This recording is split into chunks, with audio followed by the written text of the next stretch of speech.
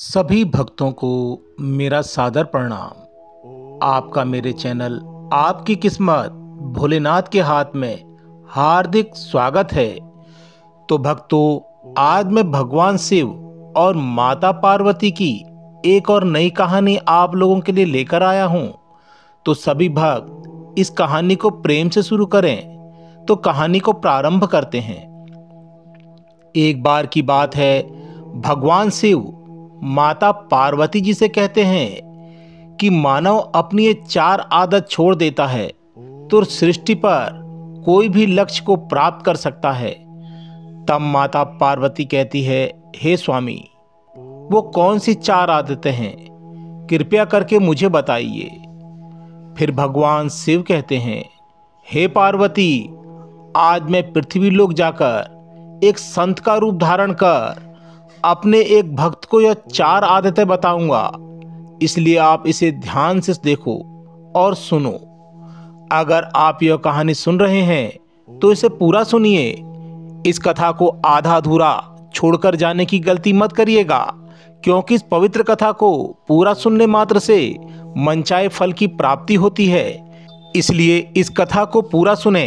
आप शिव भक्त हैं तो भगवान भोलेनाथ का अनादर ना करें। एक बार भोलेनाथ संत के पास एक शिष्य आता है और कहता है, महात्मा, आप सबसे कहते रहते हैं कि ध्यान करो, ध्यान करो। ध्यान करना तो दूर की बात है, मैं तो कुछ समय आंख बंद कर शांति से बैठ भी नहीं पाता हूं। मेरा मन इतना अशांत है कि हर समय भटकता ही रहता है। मैं जब भी ध्यान करने बैठता हूं, मेरे अंदर विचारों के तूफान उमड़ने लगते हैं। लोगों के बारे में, अपने साथ बीती घटनाओं के बारे में, भविष्य के बारे में, ना जाने ऐसी कितनी अजीबोगरीब घटनाओं के बारे में यह सब विचार मेरे मन में लगातार उठने लगते हैं।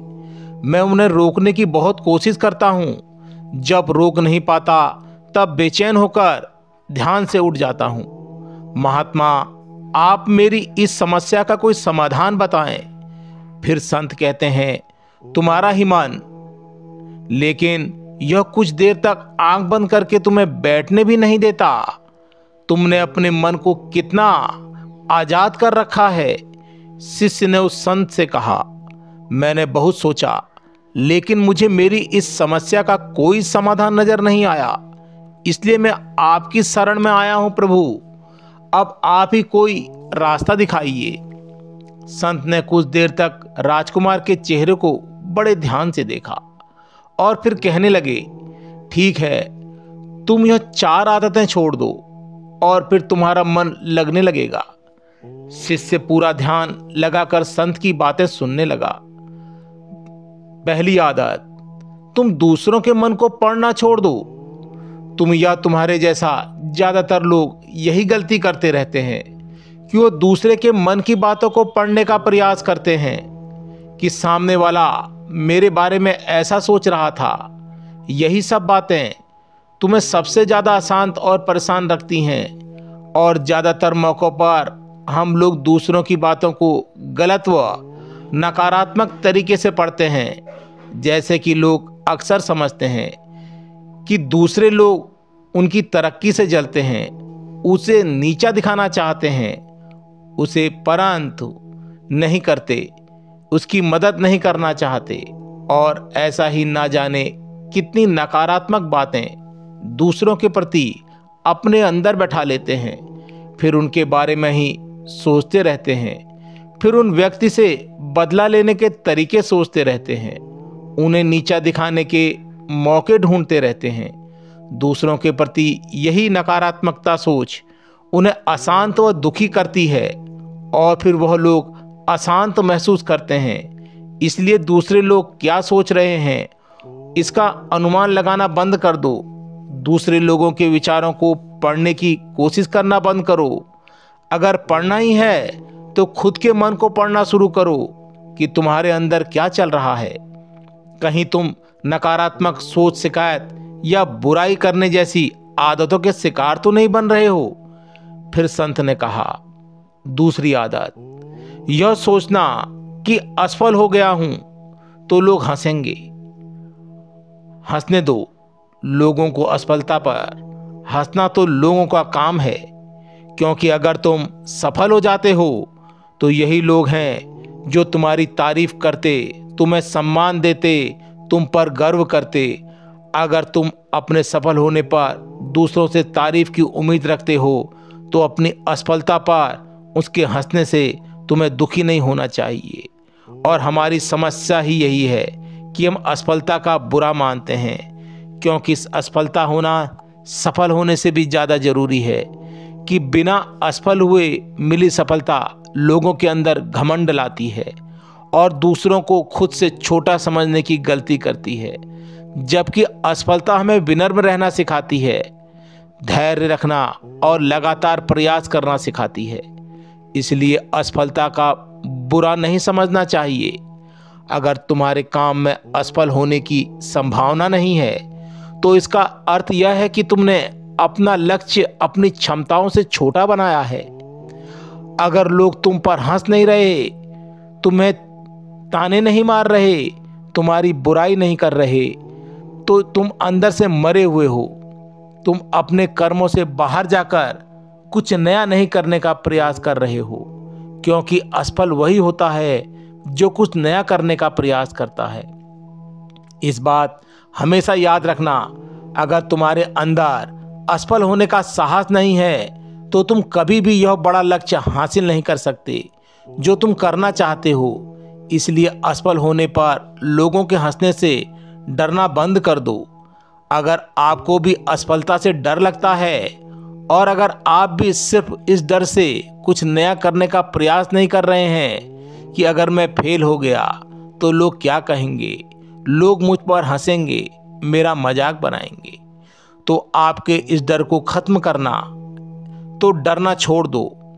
फिर संत ने आगे कहा, तीसरी आदत, समय को काटना छोड़ दो। लोगों को लगता है कि वह समय को काट रहे हैं, लेकिन असल में समय हर पल उन्हें काट रहा है। लोगों के द्वारा समय को व्यर्थ के कार्यों में बर्बाद करने का केवल एक ही कारण है, और वह यह है कि उन्हें लगता है कि उनके पास बहुत समय है, जबकि सच्चाई यह नहीं है, क्योंकि उनसे पहले वाले लोगों को भी यह लगता है कि उनके पास बहुत समय है, लेकिन उन्हें पता नहीं चल पाता कि कब समय बीत गया और उनका बुलावा आ गया। और जब तक उन्हें अपनी गलती का एहसास हुआ तब तक समय उनके हाथ से निकल चुका होता है। बस पश्चाताप रह जाता है और सारा जीवन व्यर्थ के कार्यों में बर्बाद कर दिया, और फिर वह चले गए इस दुनिया से बिना खुद को जाने, बिना इस जीवन की सच्चाई को समझे। इसलिए जब तक जीवन है इसे सधिक कामों में लगाओ, खुद को जानने में, दूसरों की मदद करने में, लोगों को सही राह दिखाने में, मानवता के कल्याण में, और समय को बर्बाद करने से आज तक किसी को खुशी नहीं मिली है।